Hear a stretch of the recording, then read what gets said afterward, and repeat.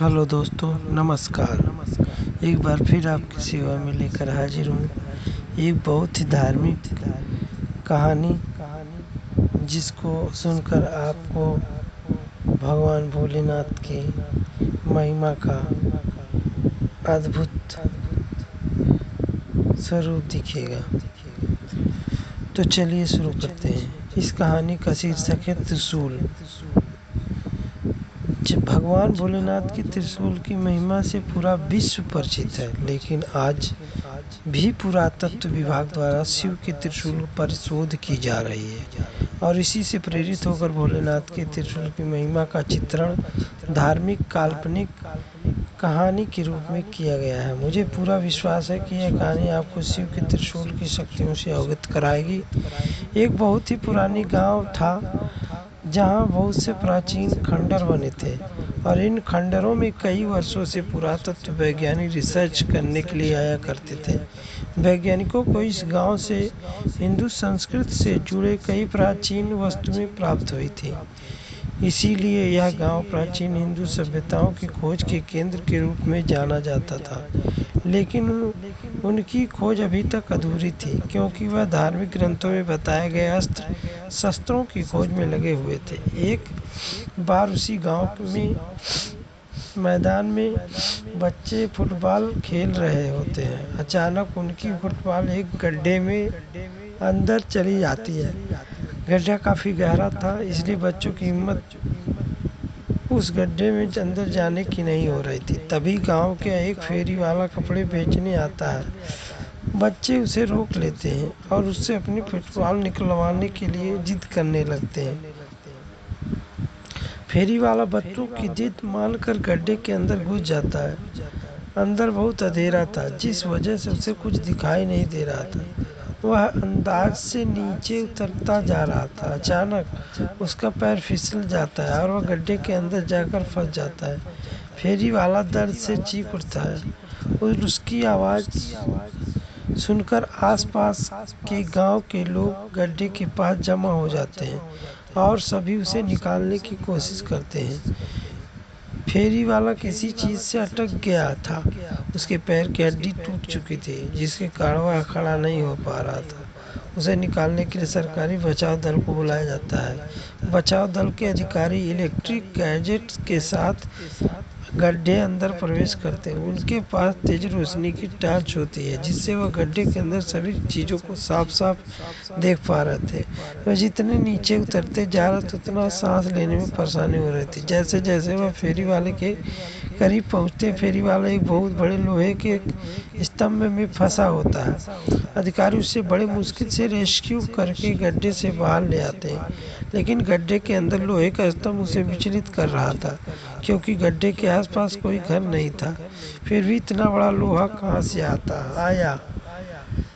वह लोहे की बाहर निकालने का फैसला करते हैं, लेकिन यह क्षेत्र पुरातत्व विभाग के अंतर्गत आता है, इसलिए वहां उपस्थित किसी भी खनिज को बिना उनकी अनुमति के लिया नहीं जा सकता था। बचाव दल अधिकारी पुरातत्व विभाग को बुलावा भेजते हैं।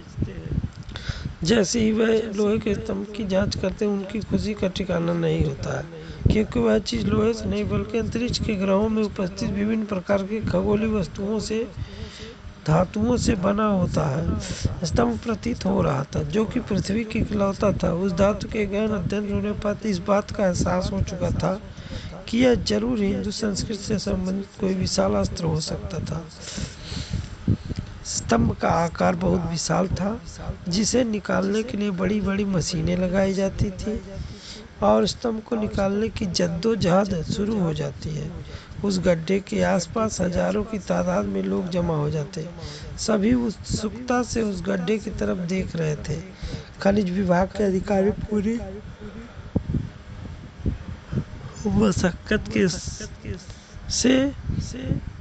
मशक्कत के साथ स्तंभ को निकालने में लगे होते हैं। खुदाई करते हुए उन्हें 38 घंटे गुजरते हैं अचानक स्तंभ का आखिरी छोर उनके हाथ लग जाता है और जैसे ही हाइड्रोलिक मशीन की सहायता से स्तंभ को बाहर खींचा जाता है, वह उपस्थित लोग वहाँ जय भोलेनाथ के नारे लगाते हैं, क्योंकि वह स्तंभ भोलेनाथ के त्रिशूल की तरह प्रतीत हो रहा था, जिसकी पुरातत्व विभाग वैज्ञानिकों द्वारा की जाती है। वैज्ञानिकों के हाथ में बहुत बड़ी सफलता लगती है, क्योंकि वह हिंदू संस्कृति के प्रतीकों का शोध कई वर्षों से कर रहे थे और उन्हें आज तक इतना बड़ा जीता जागता उदाहरण नहीं मिलता था। लेकिन आज उनकी यह खोज पूरी हो चुकी थी। त्रिशूल को अनुसंधान केंद्र में ले जाया जाता है। त्रिशूल मिलने की खबर पूरे विश्व में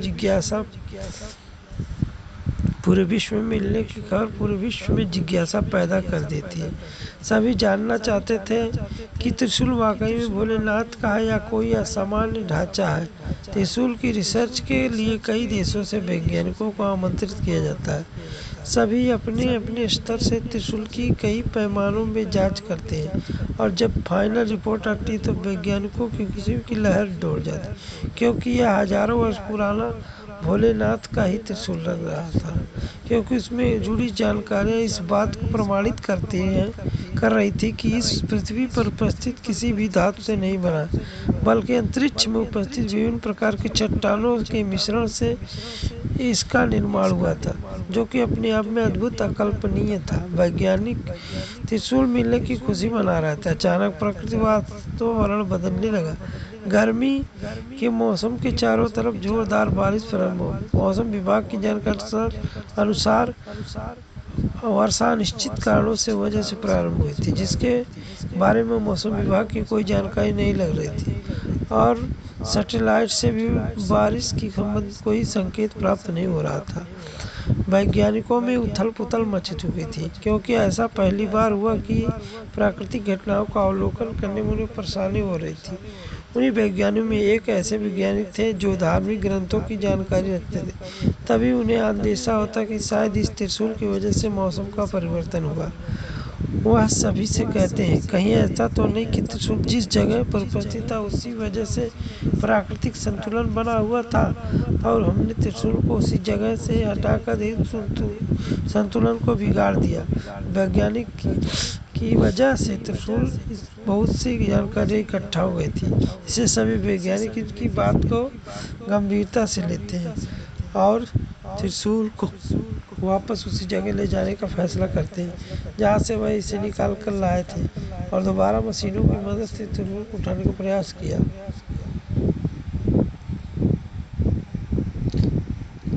जहां से वह निकाल के लाए थे फिर प्रयास किया, लेकिन त्रिशूल का वजन बढ़ चुका था और बड़ी बड़ी मशीनों से भी त्रिशूल को हिला पाना संभव नहीं हो पा रहा।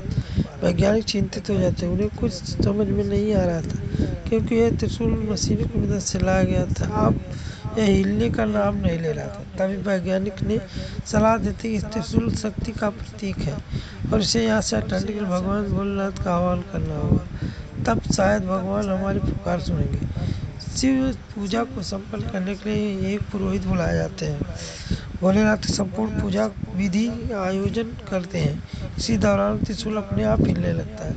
उसे हिलता देख वैज्ञानिक हाइड्रोलिक मशीन से त्रिशूल को उठाने का आदेश देते हैं। अगले ही पल त्रिशूल एक पेड़ के पत्ते की तरह उठ जाता है। शिव की महिमा देखकर सभी वैज्ञानिक दंग रह जाते हैं। सभी हाथ जोड़ते हुए भोलेनाथ को प्रणाम करते हैं और जैसे जैसे त्रिशूल की गड्ढे में वापस प्रवेश करवाया जाता, अचानक बारिश रुक जाती। वैज्ञानिक अब समझ चुके थे, हमें भी प्राकृतिक चीजों को बिना उनका स्थान परिवर्तन किए ही शोध करना होगा, अन्यथा इस पृथ्वी का अस्तित्व ही नहीं रहेगा। और इसी के साथ शिव के रहस्यमय त्रिशूल का किस्सा खत्म हो जाता है। तो बच्चों